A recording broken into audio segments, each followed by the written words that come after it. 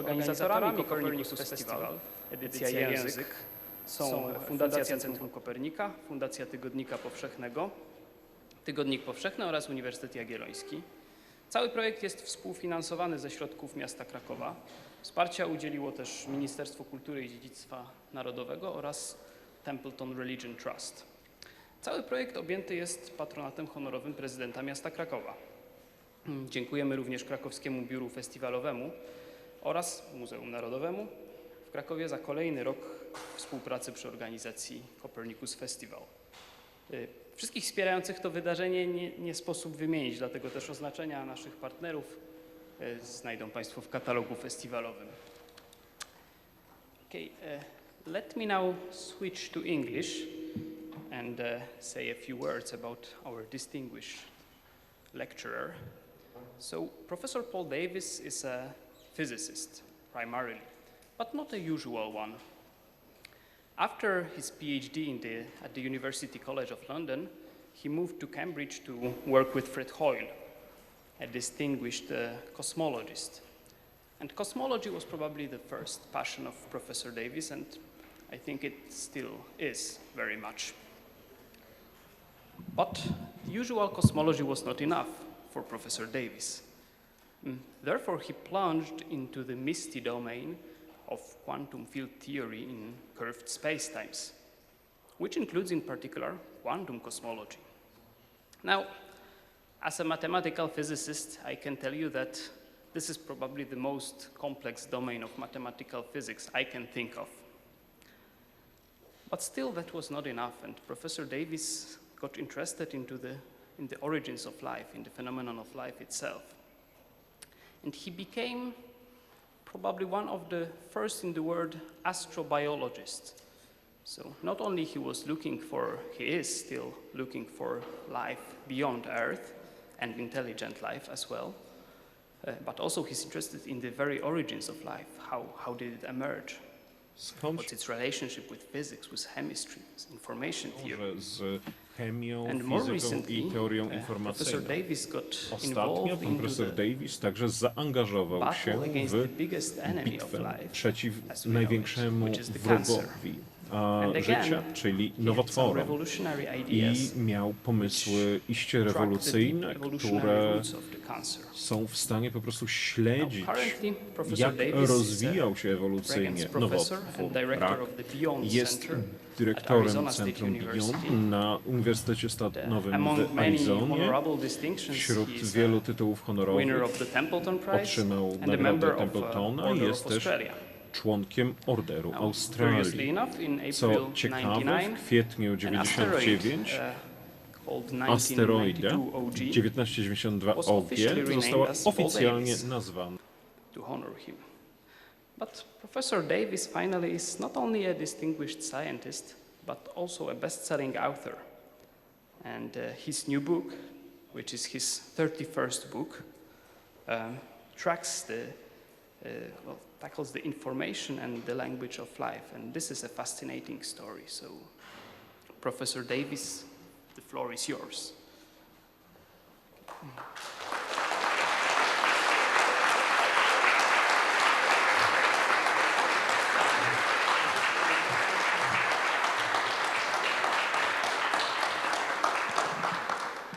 Well, thank you, Michał, for that kind introduction. It's a pleasure to be here. I'd like to thank the Copernicus Center and Michał Heller for inviting me to this wonderful city where I'm told that sometimes the sun shines. I've yet to see it. I'm going to disconnect it so I can perhaps walk around a little bit. And let me just get all my equipment in order here. So for thousands of years, people looked up at night and watched the planets crossing the sky. And it was obvious even long ago that the motion of these planets, whilst complicated, was not random. It was systematic. But it remained a mystery until the year 1543.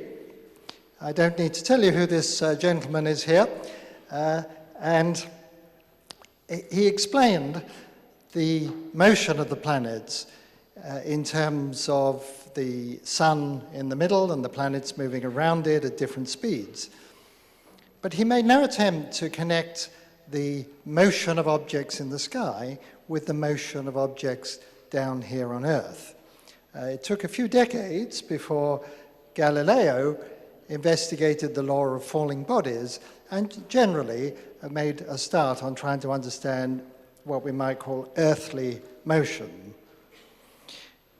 But the link between the two remained mysterious for several more decades until Isaac Newton was able to produce a set of mathematical laws that connected the motion of objects on Earth to the motion of the planets in the sky.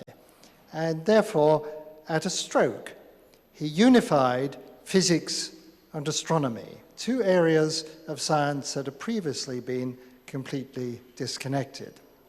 Now, the point of this story is that today we face a very similar disconnection or schism between two fundamental branches of science.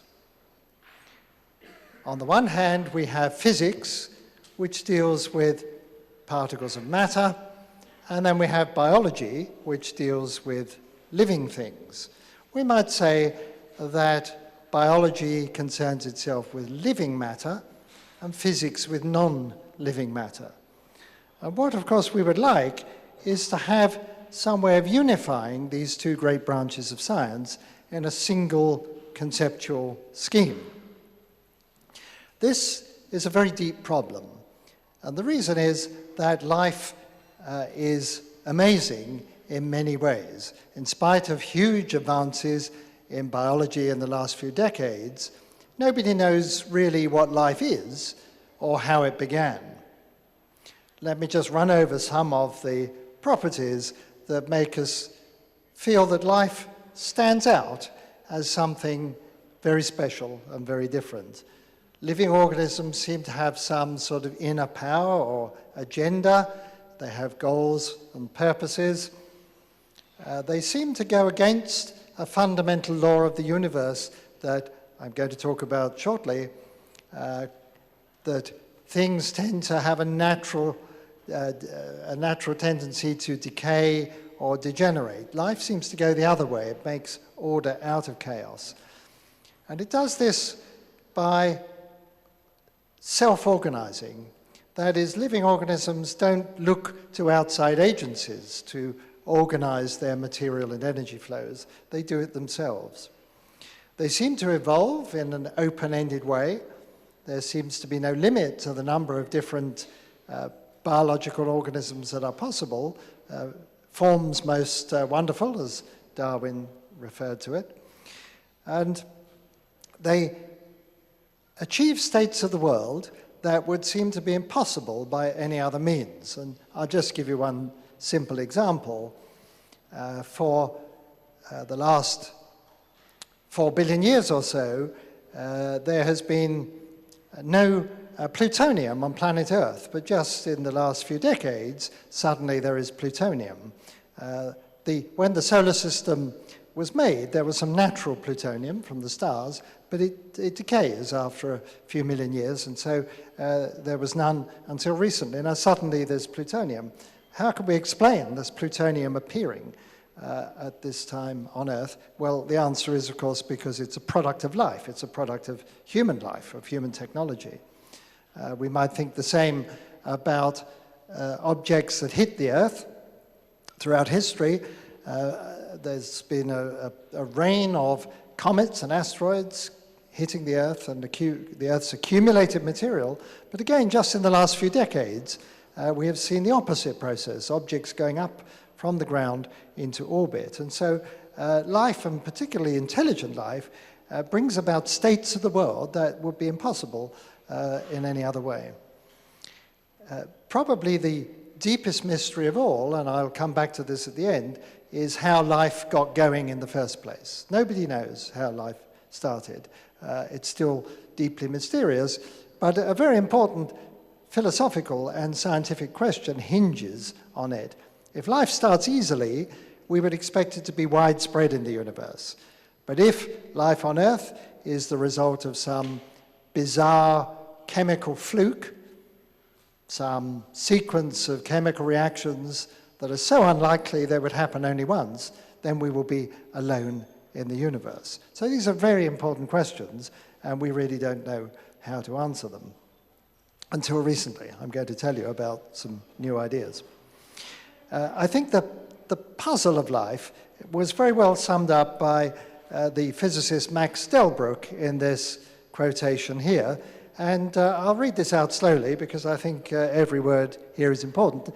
And Delbruck is talking about how living things are made of the same atoms as non-living things, but when the atoms become incorporated into the living organism, then they seem to do almost magical things. So let me read this. It says, "The curiosity remains to grasp more clearly how the same matter, which in physics and in chemistry displays orderly and reproducible and relatively simple properties, arranges itself in the most astounding fashions as soon as it is drawn into the orbit of the living organism. The closer one looks at these performances of matter in living organisms, the more impressive the show becomes." And here we get to the punchline, as we say, "The meanest living thing becomes a magic puzzle box full of elaborate and changing molecules." Magic puzzle box, isn't that a wonderful expression? What Delbruck is really saying is that at the level of atoms, it's just known physics. We understand atoms, we understand molecules. But at the level of a living cell, it looks like magic. So how does magic come out of physics? How does magic come out of atoms? That's the problem I'm addressing.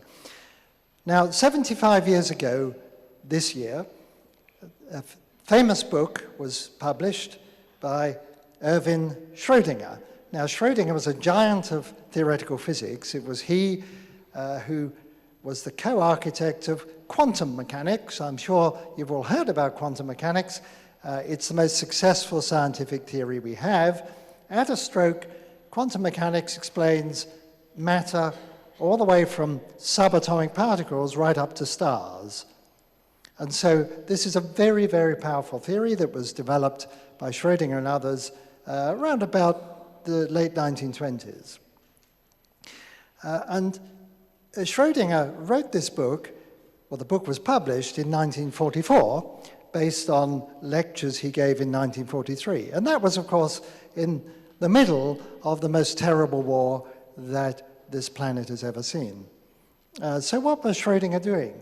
Well, he was Austrian, and he fled from the Nazis. And unlike many of his colleagues who went to work, say, on the Manhattan Project or other aspects of the Allied war effort, he decided instead to make a home in Ireland, in Dublin, and Ireland was neutral in World War II.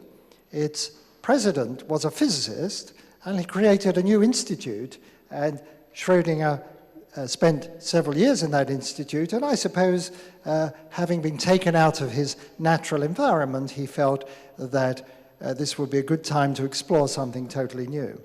And in spite of the fact that Schrödinger was an undoubted genius, and that quantum mechanics is probably the most brilliant scientific theory ever, nevertheless, Schrödinger's brilliance could not explain life. He was still left with the feeling there's something deeply mysterious about life, and what he was interested to answer was whether physics can explain life.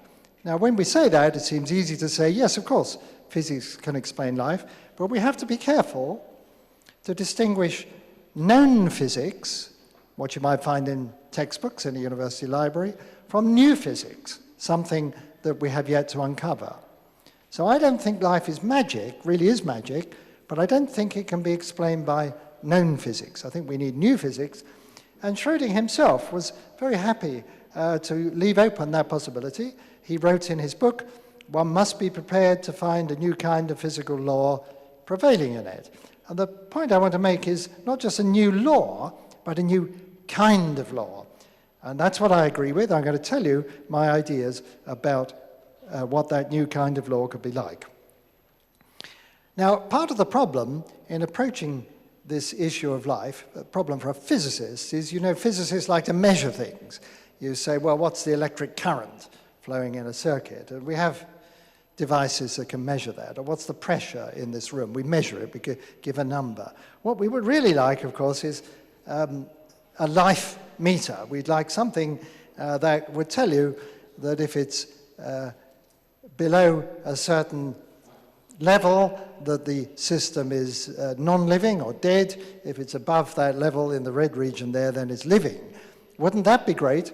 We could tell if there is life present somewhere or not. NASA, the US Space Agency, would certainly like a life meter.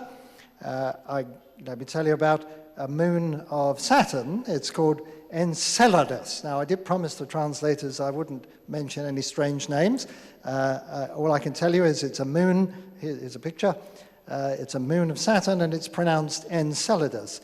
And we had a lot of trouble in the early days trying to pronounce it. Some people called it enchilada. It sounded a bit like the Mexican food. But anyway, it's Enceladus. And what you see, the plumes of material spewing out of Enceladus, they were photographed by the Cassini spacecraft. There's another name, Cassini, Italian. And the surface of Enceladus has an icy crust. It's thick ice, but there are cracks in the ice, and this material is coming out. And the Cassini spacecraft measured organic material in those plumes.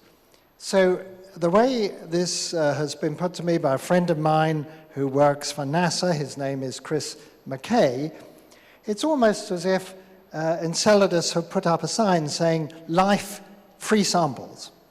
And so could there be life? Could that organic material be the detritus of life that is existing below that icy crust? Well, one way to find out is to send a spacecraft there, and NASA is going to do that. They want to fly through that plume and sample that material and try to answer the question, is there life coming out of Enceladus? So they'd like a life meter to put, here, look carefully, there you'll see the spacecraft flying through the plume. You know, is it possible to build a life meter? Well, the truth is that we have absolutely no idea how to define life, let alone build a life meter. And the very notion that somehow there are different degrees of life seems sort of absurd. Could we imagine a mission to Enceladus reporting back that in spite of 4.5 billion years of opportunity, Enceladus only got 38.7% of the way to life? You know, that's a sort of meaningless thing. You feel, well, it's either got life or it hasn't. But we just don't know what quantity to measure that could distinguish between them. The real fundamental problem is not so much the lack of a threshold at which non-life turns into life, it's that the very concept of life seems to be very different from the way physicists like to describe the world. So if you ask a physicist what is life, you'll get an answer in terms of things like matter and force and energy and molecular shapes and so on. But if you go to a biology department and say, what is life? They like to talk about gene editing and instructions and translation and signals between different organs and different organisms. So they use the language of information. So we have the language, if you like, the physics language of hardware, of stuff, and the biological language of software or information. Any theory that tries to explain life in a common framework with physics has to incorporate information into it in a fundamental way. Now, life is invested in information in many ways. The most obvious way, and connecting with the theme of this year's festival, is that the universal genetic code, it's universal to all known life on Earth, we don't know about other planets, is the language of life. DNA, which contains the instruction, that's like the rule book for the organism, is famously written in a 4-letter alphabet, A, G, C, T. But the genes in the DNA code for proteins, and proteins are made out of 20 different types of amino acids, sometimes 21. So we've got a 4-letter alphabet encoding for a 20-letter product. So there has to be a genetic code that connects them, a mathematical code. And here it is. This is a table. The A, G, C's, and T's are the so-called nucleotides in DNA, the 4-letter alphabet of DNA, and you'll see the symbols there representing the amino acids which go to make up the proteins. There are 20 or 21 of those. And so this is a mathematical correspondence. There could be trillions upon trillions of different mathematical codes connecting these, but all life more or less uses the same code. So that's the language of life. It's a coded language. It's encrypted. So nature has encrypted the instructions for life in a universal mathematical code. But it doesn't stop there. DNA is used to transmit information horizontally from genes to proteins, and vertically as well, by inheritance. But in addition to that, genes don't act in isolation. They form complex networks, and information swirls around those networks, and you see one symbolically represented at the bottom left. But these networks that go to make up the information processing capabilities of cells, even the cells themselves exchange information. So even bacteria can form colonies that have different shapes and different properties by exchanging information. And when we get on to so-called higher or more complex organisms, like social insects, the information aspect of life becomes even more profound. So, for example, ants can engage in collective decision-making. No one ant has a strategy for the colony, but collectively they can make very smart decisions. We see it in the way birds flock. They exchange information, so they coordinate their activities. Perhaps the most striking example of information at work in biology is the development of the embryo. The information to build the embryo, which begins at this molecular stage, then is unveiled, it unfolds during the developmental phase, so that all the right bits are in the right place at the right time. An exquisite example of high fidelity information management and information control. And then we mustn't forget this thing up here in our heads. That is an information processing system of very great sophistication. And it doesn't really end there. That we can follow the networks of information up to a planetary scale. This is a diagram produced by some of my colleagues at Arizona State University, and they've looked at how genes are organized on a planetary basis. And so I like to say that this was the original World Wide Web. Information is on a global scale in biology. And I'm not the only one to get carried away by the power of information to describe life. This is a quotation by Paul Davies. He was president of the Royal Society. He's a Nobel Prize-winning biologist. And in a paper called Life, Logic and Information, he had this visionary statement. And again, I'm going to read it out. I think it's very important. We need to describe the molecular interactions and biochemical transformations that take place in living organisms, and then translate these descriptions into the logic circuits that reveal how information is managed. This analysis should not be confined to the flow of information from gene to protein, but should also be applied to all functions operating in cells and organisms.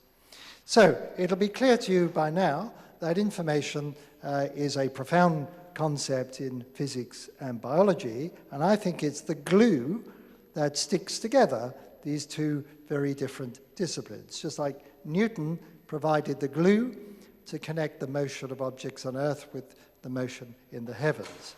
So I should say a few words about what this thing information is. We use it in daily life in an informal way. We talk about the information in a bus timetable or something, but I'm using it as an abstract concept that can enter into the laws of physics. And the beginnings of what we now call information theory were laid down in the late 1940s by this man here, Claude Shannon, and he was given a very straightforward task. You'll be familiar if you try to talk to somebody down a noisy telephone line that you might be misunderstood.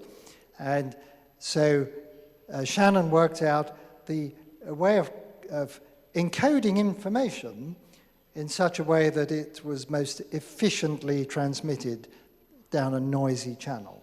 So how do you package the information so that the effect of the noise is least likely to garble the message? And it was he who defined the thing we call bit. You'll know about bits and bytes in computing. The bit stands for binary digit, and it's a very simple idea. This is the only piece of, not even mathematics, but arithmetic that I can show you. If you toss a coin, and I took the trouble to find Polish coins there, toss a coin, then it could come down heads, it could come down tails, so there are two possibilities. But when you look to see, then those two possibilities are reduced to one. So he defined information as reduction in uncertainty, just that. And it's possible to build a whole mathematical theory around that connects to information as it's used in physics and biology. So this now is a thoroughly understood part of engineering and science. But we're interested as to whether information can just be described, but can it actually have real physical effects? To use an English expression, can information have clout? Can it really make a difference? Can bits move matter? That's putting it most dramatically.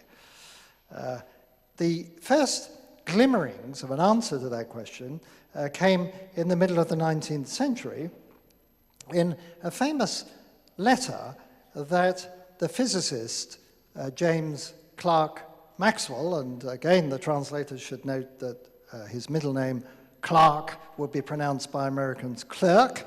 It's got an E, but it's Clark is the British, well in his case it was Scottish pronunciation.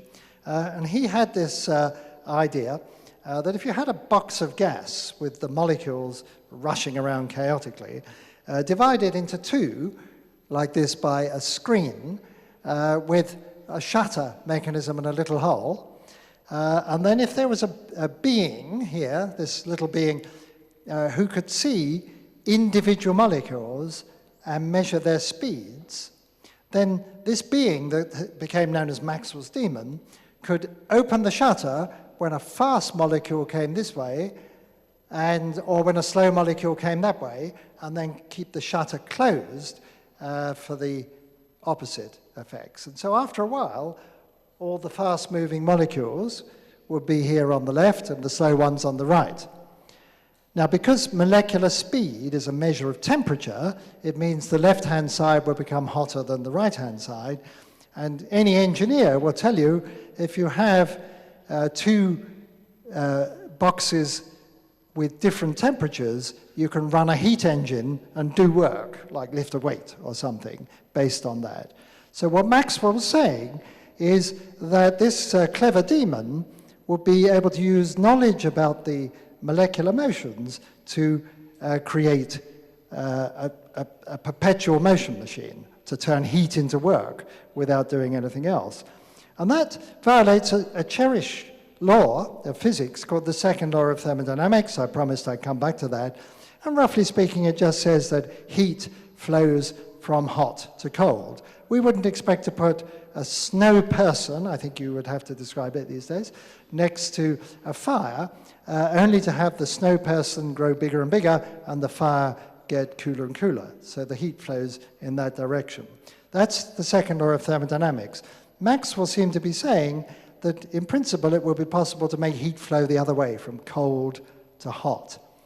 Now you might be thinking, well, hold on, isn't that what a refrigerator does? And indeed, this is my refrigerator in Phoenix, and true to American style, it's a huge refrigerator, and it sits right next to an oven. You think, well, there's no logic in that, but that's the American way. And of course, what the refrigerator does, it takes heat from inside, the cool interior, and pumps it out into the kitchen. So it's sort of going in the opposite direction. But, of course, I have to pay an electricity bill to run that refrigerator. So there's a cost involved, a financial cost and a thermodynamic cost. And when you add that cost into it, this isn't any perpetual motion. Whatever work that the refrigerator could do has to be paid for by the work required to make the electricity. So everything comes out in the wash, again, as we say in an English expression. I don't know if that translates. Now, the point being that electricity pays for this system to pump heat from cold to hot. Maxwell said, you don't need electricity, information can do it. The demon can use its information about the molecular motion to perform this trick, to do work. And so information then, when we think about it, must be a type of fuel. Just like electricity, information can serve as a fuel. And that means we could have an information engine which would run on information fuel without any electricity or any other thing. It could just run using information. Now, when Maxwell conjectured this back in the 1870s, it was just a thought experiment. And it's taken 150 years for his ideas to become part of practical engineering. But today, the field of nanotechnology has advanced so much that it's possible to build information engines. And there are many, many papers just in the last few years of people building real Maxwell demons. Of course, they're not little intelligent beings. They're some clever little nanotechnology information processor in order to turn heat into work in this manner against the second law of thermodynamics. My favorite is this one. It's an information-powered refrigerator. Back to that. That has been made by, I hesitate to pronounce his name. I think probably no better than the translators. I guess Jukka Pekkola. Anyway, he's Finnish. So you really can use information as a fuel. Now, you might think this is surprising, but life understood this for billions of years. So life has its own demons, its own nanotechnology in the form of molecular motors, little molecular machines. Our cells are full of nanotechnology. They're full of Maxwell demons, chuntering away, gaining advantages by playing the margins of thermodynamics, playing this information thermodynamic game. The one, I don't have time to go into many examples, but the one I particularly like is called the voltage-gated ion channel. And I like it because it's what's making you think now. I hope you're thinking about what I'm saying, because it explains how signals travel down from neuron to neuron in the brain along the axons. And they do this by employing Maxwell demons. What happens is that the ion channels, they have a membrane, and these membranes, the axons have a membrane, and the membrane have these proteins that stick through them with a hole up the middle. Here it is. There's the hole. And there's a gate, just like Maxwell's demon had a shutter. There's a shutter for these things. And when the shutter is opened, sodium ions can flow one way or potassium ions the other. And that's how you get a nerve pulse travel down the axons. The demons sense that the pulse is coming, and they open the gate, and the ions go through. And they can do this with almost no expenditure of energy. And that leads to one of the most astounding things in biology. Our brains have the information processing capability of a megawatt supercomputer, a supercomputer that would require megawatts of energy and vast amounts of cooling to operate. But our brains do it with the equivalent of a small electric light bulb. They're so energy efficient. And this is part of the story that they are using Maxwell demons to produce that efficiency.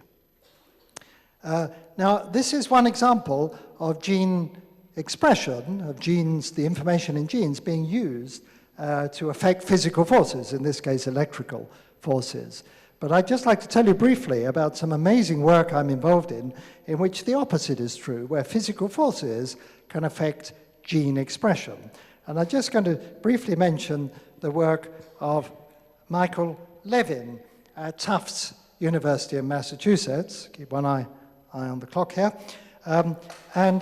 He likes to work with a worm called a planaria worm. Here it is. These worms are very entertaining. They have a head and a tail, and if you chop them in half, the head grows a tail, and the tail grows a head. I don't know if we have any teachers here, high school teachers, but children love to play with these worms because you can chop them up and get more worms. So it's a wonderful thing to do. As an aside, I once asked Michael Levin, well, but do these worms also have sex? And he said, yes, they do, but they prefer to be chopped up. So there we go. If you chop them up, you get 2 worms in place of 1. And of course, that raises the interesting issue about how the tail bit knows to make a new head and how the head bit knows to make a new tail. But that's the least of the mysteries, because what Mike can do by chemically manipulating the electrical patterns around the wound, the cut.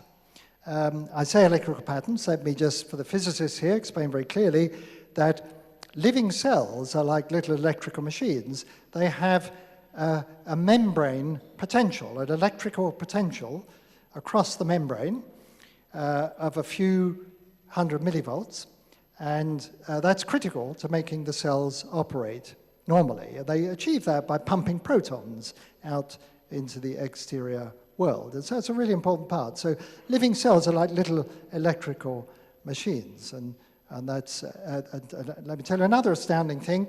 The membranes are so thin that even with less than a volt potential difference across them, the electric fields in the membranes are comparable to that during a thunderstorm when there's a breakdown and a discharge. So some amazing things you learn when you study biology. Anyway, he can manipulate the membrane potential around there, and then he can end up making 2-headed worms and 2-tailed worms. So in place of a head and a tail, you've got 2 tails and 2 heads. I asked him, are the 2-tailed ones really stupid compared to the 2-headed ones? He said, it doesn't seem to make much difference. Now, this is the really astounding fact, and I could scarcely believe it when he first told me. What happens if you chop up a 2-headed worm or a 2-tailed worm? You might expect that when you do that, they would restore their normal anatomy, their normal phenotype, as biologists would say. But that isn't true. If you chop up a 2-headed worm, it'll make 2-headed worms, and a 2-tailed worm will make 2-tailed worms. But they have identical DNA. A visitor from Mars would think these are 2 different species. They're the same species, the same DNA, but completely different phenotype, completely different anatomy. And so that shows that how an organism looks and behaves is not all in the genes. In this case, it has to do with electrical patterning. And so that raises a really interesting question. Where is the software, the information necessary for the fragments to build the whole organism? Where is that stored? Not in the genes, not in the instruction book of life. It can't be, because they've got identical genes. It's stored somewhere else. We're trying to figure out where, but it's probably distributed globally in some way. And this we can think of as bioelectric memory. So something about the electrical patterning is memorized from one chopped up generation to the next. And here's another very amusing fact. If you take one of these worms and chop the middle bit out, then you think, well, does the middle bit, does it know which end is the head and which end is the tail? How does it know that? And yes, mostly, if you chop the middle out, it'll grow a head at one end and a tail at the other end where it's supposed to. But Mike and his research team decided to send some middle bits of these worms to the space station and chop the middle bit out, and about 15% of them came back with two heads. So somehow these worms know that they're in zero gravity, and this induces them to make two-headed worms instead of normal worms. So lots of questions flow from this. Is there an electrical code to go alongside the genetic code? And how do these electrical patterns communicate with, talk to the chemical networks that control all of life's processes? I've already said, how is that information propagated from one generation to the next? But here is the great promise. Can we manipulate the electrical patterns to correct birth defects or to manage cancer? Because cancer tumors have a very different electrical patterning, or even grow entire new organisms. That's part of the technological promise. But for me, the interest is in the information. How is it stored? What form is it in? Is it analog or digital? The genetic code is digital. Perhaps this is analog. So the language of life, then, is far richer than the genetic code. And the term that biologists give to all of this extra consideration is epigenetics. And so this summarizes that epigenetic control can take place by chemical signaling or through physical forces. And these physical forces, I've told you, can be electrical or gravitational. They can also be mechanical. It turns out that if you press a cell or subject it to a shear stresses, that can affect gene expression as well. So physics and information processing connect in a very deep way through Maxwell's demon and the second law of thermodynamics. Information really makes a difference in the laws of physics, and here we see in real biology. Now, I'm just going to spend a few moments before wrapping this up on the problem of how did life begin. Just got a few minutes, I can do this. Darwin himself refused to be drawn. He gave us a wonderful account of how life evolved on Earth from simple microbes to the richness and complexity of the biosphere that we see today. But he said, it is mere rubbish thinking at present of the origin of life. One might as well think of the origin of matter. That's a wonderful quote, I love it. Interestingly, physicists now think they understand the origin of matter, but we don't understand the origin of life. And this deep mystery endured for many, many decades. Here's Francis Crick, who co-discovered the structure of DNA. He said in 1973 that life seems almost a miracle, so many other conditions necessary for it to get going. So life's origin has stumped, that means confused, even the most brilliant scientists, and continues to do so right up to the present day. There have been experiments, someone would ask me if I didn't mention this, the so-called Miller-Urey experiment of trying to make the building blocks of life in the lab. This is a famous experiment by Stanley Miller and Harold Urey. So again, those are names I'm using there, in 1952, just within a few weeks of Crick and Watson discovering the structure of DNA. And Miller sparked electricity through a mixture of common gases for a few days and found that they made the amino acids, some of them, the amino acids that are the building blocks of proteins, the thing I was talking about earlier. But really, this hasn't gone much further. The idea that we could somehow cook up life in the lab by doing a more elaborate version of this really remains a distant hope, a distant dream.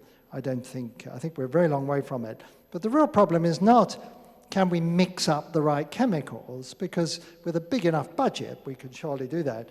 The real problem is this. It's the genetic code. It's not enough just to have those molecules. Somehow, the software has to be inserted into the hardware. So it's a bit like saying, I know how to make a computer. It's made of bits of silicon and bits of plastic and bits of copper, and one day we'll just put it all together. You know it won't work unless you go to a software engineer and say, please upload an operating system and all the necessary bells and whistles, as we say in English, the elaboration necessary to run a modern computer. So how can molecules write code? And it's not enough just to say that the letters are a coded information source. We know that information is useless unless it has meaning. And Claude Shannon was very clear that his information theory was just about the efficiency of encoding and information transmission. It said nothing about the meaning of the information. But if a gene is anything, it is an instruction for the cell to execute some operation, like build a protein. It has to mean something for the molecular system that interprets it. Just like when I converse with you using language, it has to mean something or I'm wasting my words. But if I talk to you in code, then that meaning is shut off. So life has got a code, but it has to encode meaningful information. We have no idea at this stage how to enshrine the idea of coded, meaningful information in the laws of physics. Not enough just to have a Maxwell demon playing the margins of thermodynamics. We need meaningful information embedded in the laws of physics in some way. So that really does mean, as Schrödinger said, a new kind of physical law. Not just any old law, but a very different kind of physical law that refers not just to the local situation, but to the whole of the cell or the organism. It's a global thing. When we talk about meaning, it's something that is relevant only to a community of people or a community of molecules that has an agenda. These are very, very difficult ideas, very far from the traditional notion of physics. So I think there is new physics that is needed in life. I think life is explained by physics, but we need new physics, and I think the information physics that I've been telling you about is the first step to creating this new physics. And what we're going to see, and if the young people here want to make a career in science, that just as the 20th century was dominated by the physics of the very small, particle physics, and the physics of the very large, cosmology, this century will be dominated by the physics of the very complex, and information will be the linking concept to bring it into this unified scheme. And the one thing that I've learned about applying information to biology is that it's boundless possibilities. That just as human language can be used to tell an unlimited number of stories, just because you have the language doesn't give you the narrative. It is limitless.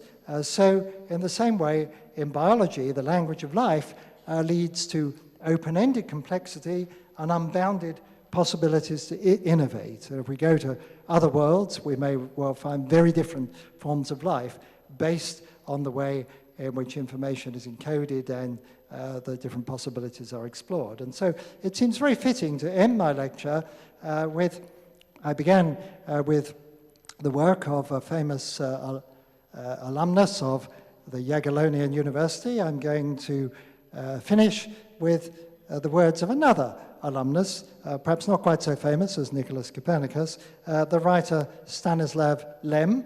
And he said, good books tell the truth, even when they're about things that have never been and never will be. They're truthful in a different way. And I think that encapsulates the nature of information in life.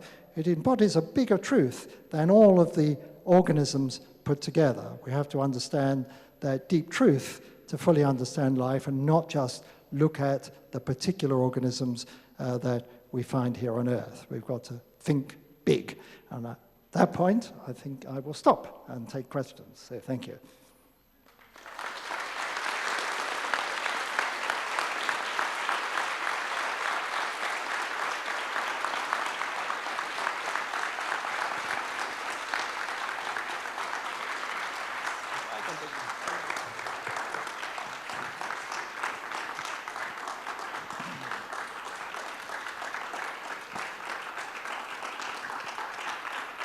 Thank you very much for this fascinating lecture.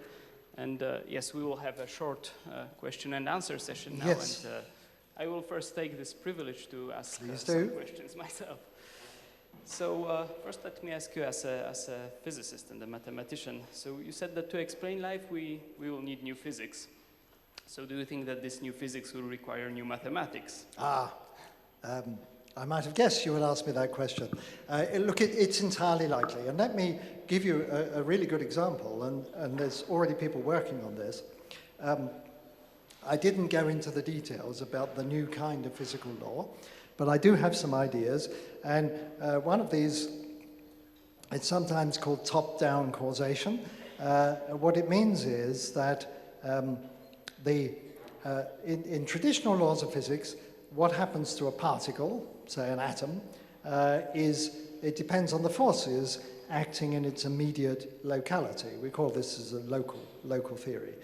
But in biology, I've been pointing out that the local links to the global. We need to have some way of connecting the system as a whole to the components. And now, if you try to write down a law of physics to do that, mathematically, it's very hard because now we're used to the idea, if I could just get technical for a moment for your purpose, a Hamiltonian system might be completely defined by its initial conditions. But this is not a Hamiltonian system. This is a system in which the Hamiltonian might change with time, but it won't change as a function of state. So what we want here is a dynamical law where what happens to a component depends on the global state of the system. And there's a mathematician in Japan who's tried to capture that. There's any physicists here, it's a bit similar to the Hartree-Fock approximation in atomic physics. So there's a bit of a precedent for this. But I think that what this mathematics will show is that there will be novel pathways to complexity, which will help explain matter. So far, we've only been able to do crude computer models to insert these ideas. We haven't actually written down any equations. That's what we'd really like. We'd like somebody or other's law, like Newton's laws, that would do exactly that. We're a long way from that. We just have some crude computer models. Okay, thank you. Well, and do you think that there's actually a single language of life, or will we eventually need some translators? Yeah, I think if we're talking about life on Earth, because it's so interconnected, I think there will be a single language. I should just say, in case people here read my earlier book, The Eerie Silence, but haven't I suggested there might be a shadow biosphere of alternative life from a second genesis right under our noses, and that may be the case.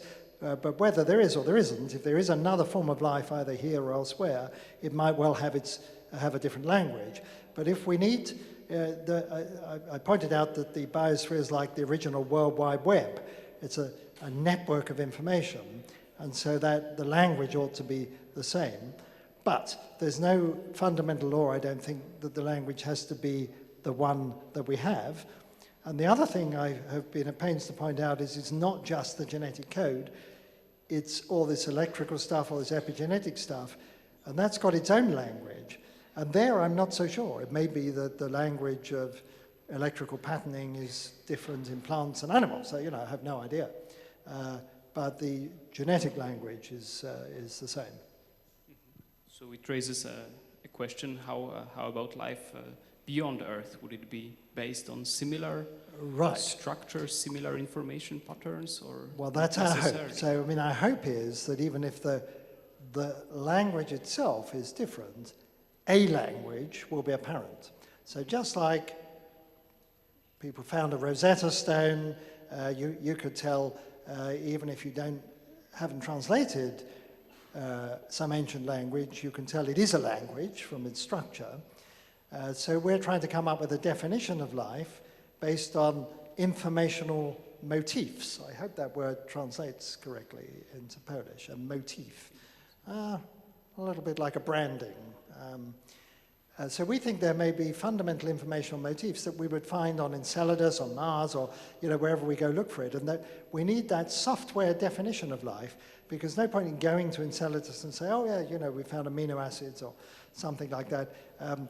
The hardware on its own is not going to be convincing, but if you look for the software patterns, then it doesn't matter what life elsewhere is made of. It may be made from different molecules completely, but if it's got the same logical structure and the same complexity of language, then we could dignify it with the term life. Okay, and well, finally, let me ask you about cosmology. So we were talking about the origins of life, but the current cosmological model predicts a rather dark future for the matter and for the living matter. So.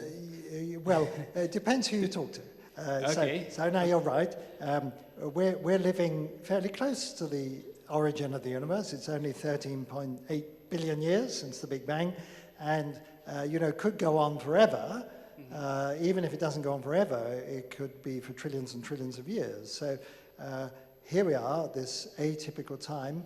Why are we living now? Well, the skies are ablaze with the light from stars, and we depend on that for our existence. Yes. But when the stars go out, and in the far future, when the second law of thermodynamics makes it harder and harder to actually gain any energy advantage, what will happen? And there's an entire subject, it's been a theological subject called eschatology. Don't know the Polish for eschatology, but that's the term. And there's a science of eschatology, the end of things. And I wrote a whole book myself called The Last 3 Minutes, all about the end. And we don't know, because opinions differ, if life is really just about information processing, then it really boils down to, is there enough free energy in the far future to process that information? Can you have an infinite amount of information processing even in a universe that's dying because of lack of energy sources? Freeman Dyson wrote a paper on this many years ago in which he claimed the answer is yes. People still argue over that. So that will get us into very technical territory, I think, if we continue that conversation. Okay, thank you very much. I think we can now ask some questions from the audience, have some questions from the audience. Oh. Of course, yes. Yes, and the questions I've got the translation Pytania device, można zadawać zarówno po polsku, jak i po angielsku. Is it turned on? I can't hear anything. Am I audible? When you showed the information building blocks. I can't actually see where you are because of the I'm lights, here. Never mind. Carry on.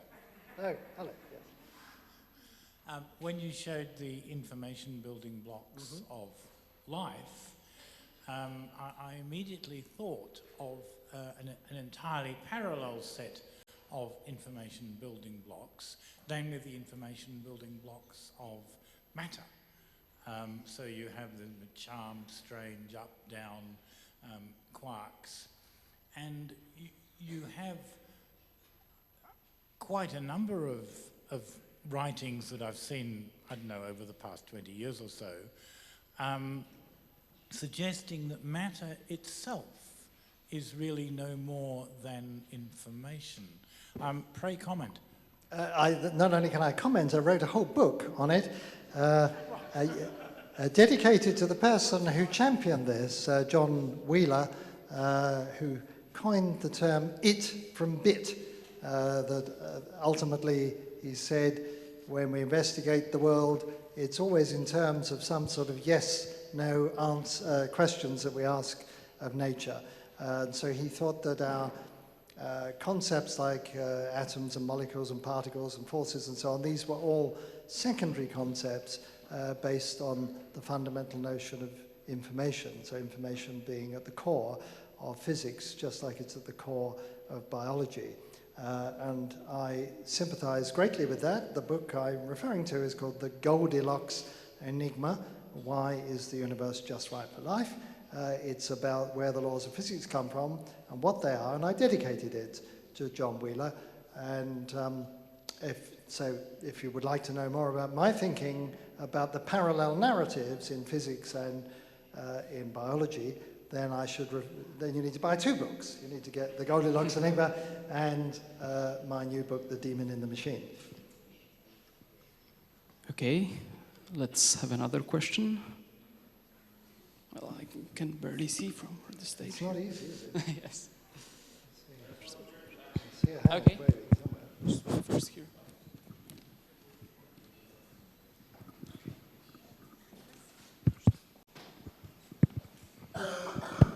Hello, and do you think it's possible that new kind of life could emerge on Earth under current conditions, let's say without our help?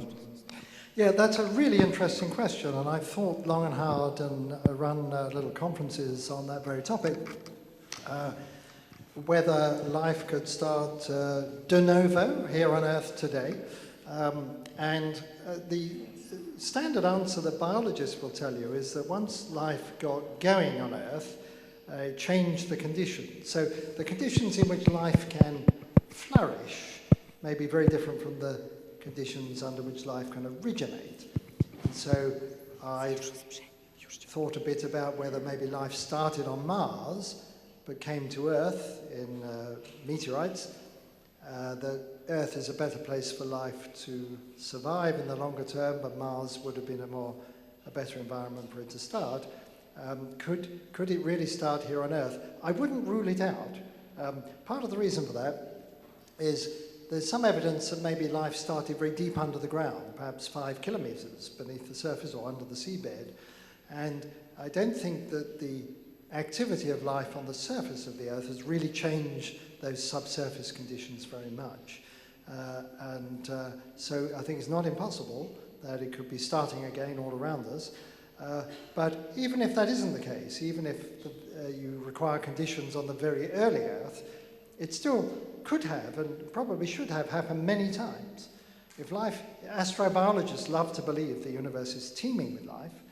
They don't know that because we don't know how life began. But if they're right, if it's easy to get going, it should have started many times.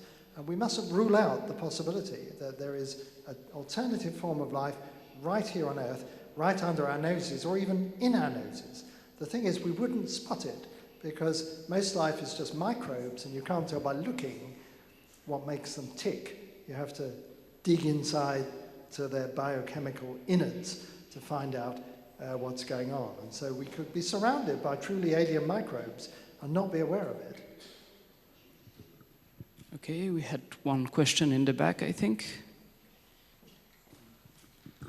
So you are talking about new information-based physics. Would this new physics be more like a new, different approach to a known physics, like, for example, Hamiltonian mechanics and Laplacian mechanics are two sides of the same coin? Yes. Or would it be something more general, like Newtonian and Einstein gravity? The way I think about it at the moment is that this new physics would start to become important when systems become sufficiently complex, that there could be a sort of threshold of complexity at which we would begin to see new effects. Now, if I can answer this in a technical way to make that clearer, in quantum mechanics, under normal conditions, the evolution is unitary. We talk about unitary evolution. I think that this type of global, local link I've been talking about would mean that there would be some non-unitary terms entering into the evolution equations for quantum systems. But these terms would depend on the complexity of the whole system. And in my book, I talk about a particular measure of complexity that people use more in trying to define consciousness. It has to do with the number of feedback loops and so on. So I'm trying to encourage some collaborators to do experiments where you get molecules which are sufficiently complex that we might begin to see these non-unitary effects, but still small enough to where you see quantum effects. So it would be the sort of quantum classical transition in this complexity, as well as the sort of non-living living. Now this is all pure speculation, but it does look like you could perform those experiments. You could try to look at molecules of greater and greater complexity and see if there are any sort of funny quantum effects going on. And there's a whole chapter of my new book on quantum biology, including one about the conduction properties of organic molecules, electrons tunneling through molecules. And I think it's entirely possible we'll find something there. There are surprising results that people don't fully understand, that we might find something that gives a clue. So I don't think it's going to affect what's going on at the level of atoms and simple molecules, because the terms in the equation would be too small.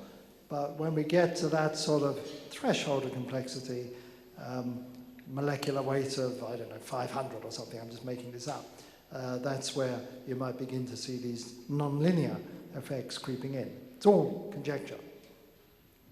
Okay, let's see.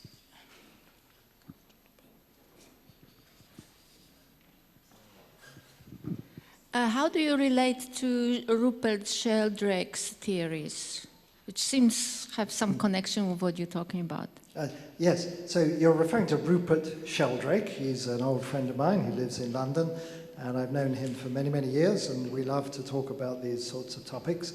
And he falls into the category of people who I don't believe his theories, but I love to hear about them, and I think he would probably regard what I'm saying as supporting his general ideas, and I must acknowledge that over the years he's made me think about the world in a certain way, so I have some debt of gratitude to Rupert, but he wants a mechanism that can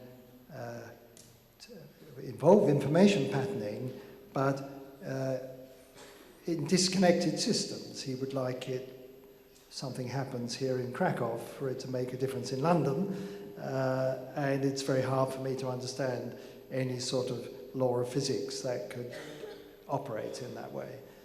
So I don't think that this is quite what Rupert Sheldrake wants from his so-called morphic resonance. That's how he describes it.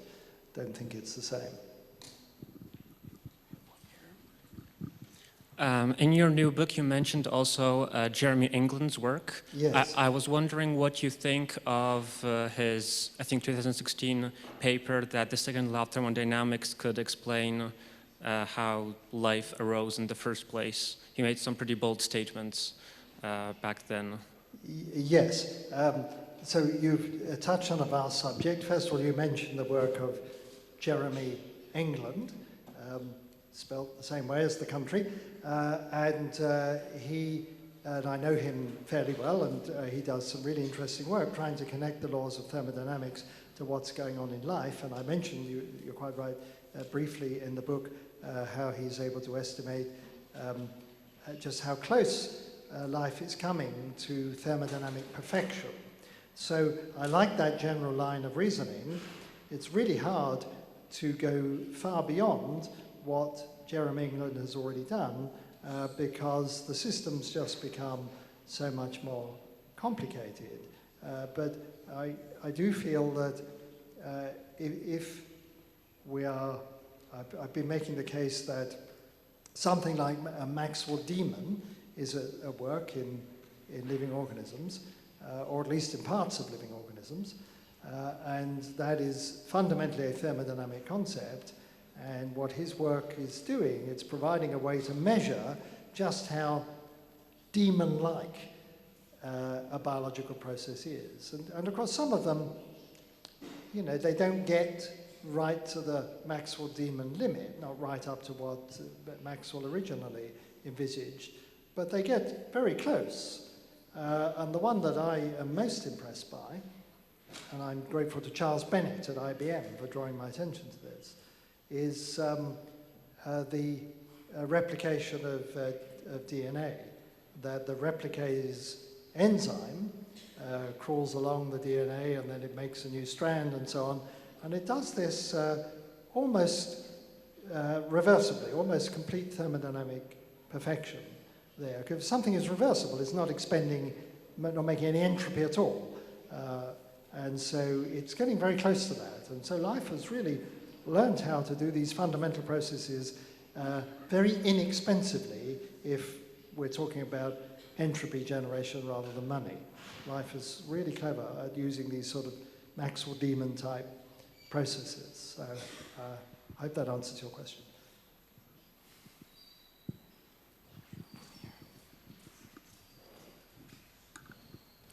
The first thing is that I want to thank you for this beautiful lecture, because after that I can feel that everything is just one, because the lecture get this impression.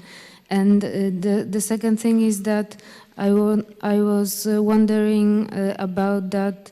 You said that information is something that changes the matter, and we as human beings and also as electrical machines at the same time can change the matter. And as we sitting here, we are changing the matter actually by our consciousness. Yes.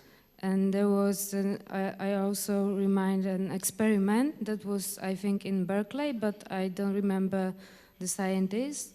And the experiment, it was just people were sitting and watching little balls, and these balls were just going to the left or to the right. And I think this was Helmut Schmidt at the University of Texas at Austin, if I remember, about 30 years ago.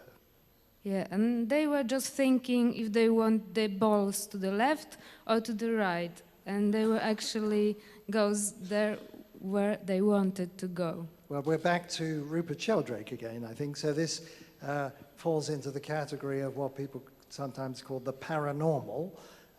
And I'm a skeptic about the paranormal, as you might expect. I'm a physicist. I would love to believe that people can move electrons with the power of thought alone, even if they're not connected to them. I'm very aware of those experiments. People who work in paranormal phenomena usually say, well, the difficulty is these effects are very small, so it makes sense to then look at quantum systems where the slightest influence might make a difference. And so that was the motivation behind the experiments you mentioned. I have yet to be convinced that this is statistically significant. Richard Feynman was very good on this topic. He said that with good science, the more precisely you do the measurements, the better the claimed effect is demonstrated.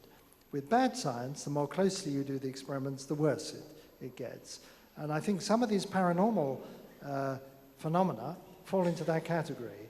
If you're a bit sloppy with your protocol, you seem to get a very big effect. And then you think, oh, we must tighten up, and the effect gets smaller, but it's still there, and then you tighten up more, and it shrinks and it shrinks. And I have a horrible feeling it would just shrink to zero if you did it properly. But I have to be open-minded. I'm a scientist, and I would love to believe that something like this has a basis in fact. And who knows, maybe it does. And maybe what I've been talking about will be a little window into that world that up until now people have dismissed. I hope that's the case, but I can't be honest with you and say that I'm convinced of that now. I also have a question. You certainly, I'm here. Where are you? Where? You certainly heard about this concept of Roger Penrose, yes. that we need to understand this gap between classical physics and quantum physics Yes. to understand how consciousness works. Yes. And that these microtubules may be involved into creating somehow consciousness. What do you think about it? And do you think that that these microtubules may be also involved into creating the software for translating the genetic code? Thank you for that question. You won't be surprised that there is a chapter of the book on consciousness. It's called The Ghost in the Machine, and there's a section on Roger Penrose's work there. I know Roger very, very well. We're in contact with each other almost every month. I've known him all my career, and I have known him through the genesis of this set of ideas. I also know Stuart Hameroff very well because he's just down the road at the University of Arizona in Tucson. I work at Arizona State University in Phoenix. So I know the two key players, and my answer is very much like the answer to the previous question, which is that I love hearing about all this stuff, but I'm very skeptical that there really are quantum effects going on at the level of microtubules. I don't rule it out, but the evidence I've seen so far makes me really very skeptical. So we need to do more work, and Roger himself is planning some more experiments. He has my full support because stranger things have happened. There was a time when people said you couldn't have superconductivity above a few degrees Kelvin, and now we have superconductivity at liquid nitrogen temperatures. Nobody expected that. So in the quantum world, we can find that there can be amazing surprises. But I remain to be convinced by that particular set of ideas.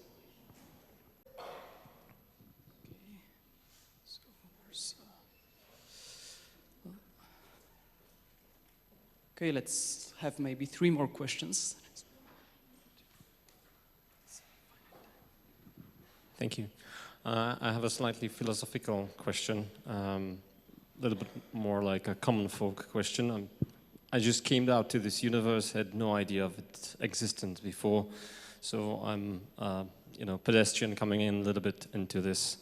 So the question relates to effort scale.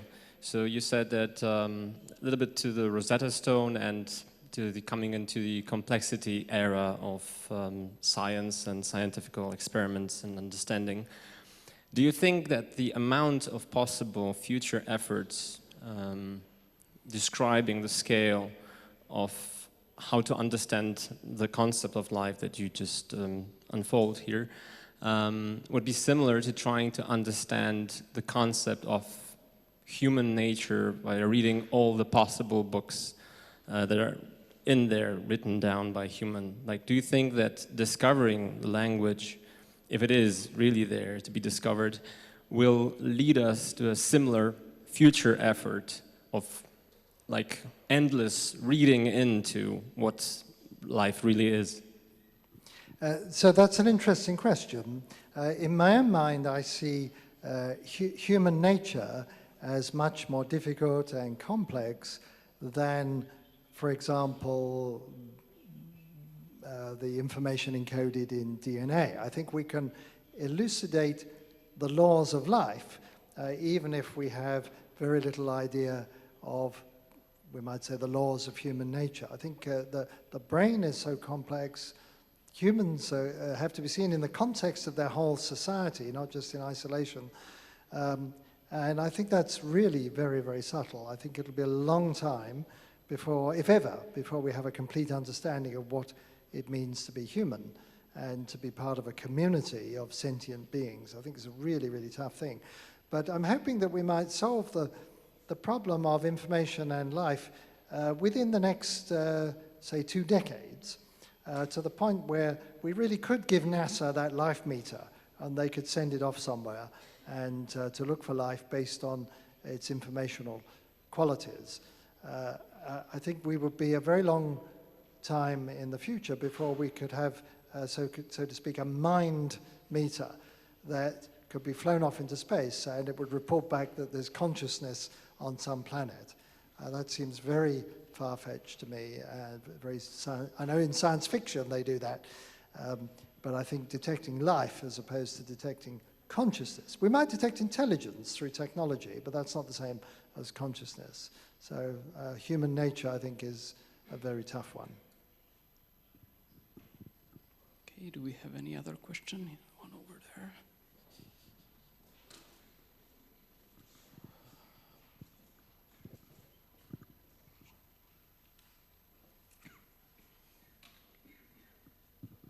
Okay, so you mentioned our great author and futurologist Stanisław Lem, and I would like to also relate to that because he written a book, Golem, and in this book the humanity built a super complex supercomputer called Golem, and he's telling the humanity like his predictions for the future and his opinion on this the current situation. And he said something like, evolution is a dead end. It goes nowhere because it's just about transforming information. And the first like biological machines were perfect because, you know, the first like plants. Plants are just, you know, transforming sun into their own energy. And the first algae, first bacteria, probably did something similar. Just transformed sun to their own food. And we are more complex as people, but it's less perfect. Do you think that evolution is a dead end and we are going nowhere? You've really asked two questions in one there. At the end of my talk, I pointed out that one of the characteristics of life is, in fact, the open-ended, limitless possibilities. That we can think of evolution as exploring a possibility space, and it sampled a tiny, tiny, tiny fraction of all the possibilities that are out there. So no, I think the evolutionary process has the ability to produce, as Darwin said, forms most wonderful, which are almost beyond imagination. But there was another aspect to your question, which I've now forgotten, I'm afraid, which I was going to say something different. So you said, is there something more efficient that we can do? Was that right? Could you just repeat the last part of the question? Your last sentence. What? Because the first organisms were more perfect, yes, more efficient, because they transferred directly the energy of sun into... So you mean the complexity of... yes, because now we are more complex. We have brains, we have hands, but we're less perfect, less efficient in... Well, it's true that from a strictly thermodynamic point of view, we're very expensive, that's right, although still remarkably efficient, as I've already pointed out. It depends what your vision is. If your vision of the future is to just have, for things to get better and better, rather than worse and worse, to go against the second law of thermodynamics, then there is still, for the next trillion years or so, still plenty of free energy to drive these more complex, less efficient thermodynamic processes. And so, apart from the very far future of the universe, which I mentioned earlier, I don't see this as an impediment. I think there's plenty of energy to go around, and that we could imagine a future with much greater complexity and many more wonders, biological and non-biological. Okay, I'm afraid that we have to conclude here. That is it. But, got to go and sign books, haven't I? Professor Davies will still be here for a few minutes signing the books. So let's thank the speaker once again.